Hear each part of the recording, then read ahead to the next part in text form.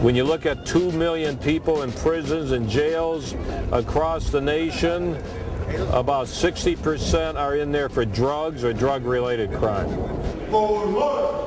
And when it comes to federal prisons, I know that that number is much higher because of federal mandatory sentencing.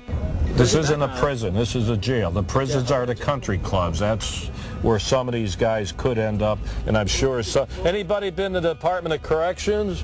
Which one you like better, here, the jails, or the state prison? What? See? These guys plead guilty quick so they can get to prison. I was raised believing that incarceration was expensive to the taxpayer. It was not in anyone's best interest to lock someone in a cage unless it was absolutely necessary.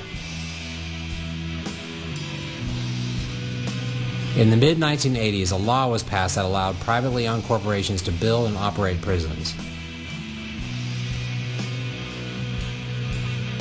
I'm a real advocate of private prisons, having privatized half the prisons in New Mexico. And the reason for doing that is the same goods, same services at a third less the price.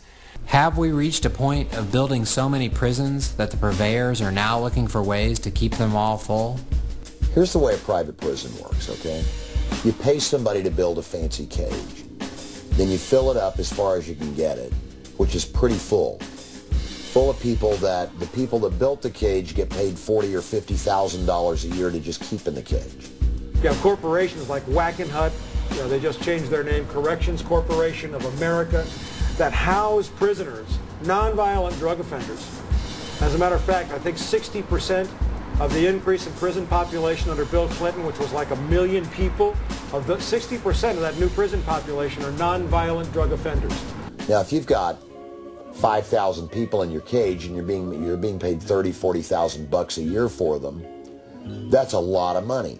And if you can, on top of that, use them as your private property, as chattel property, that you can then make do work or produce things that you get paid for on top of that, what a great deal.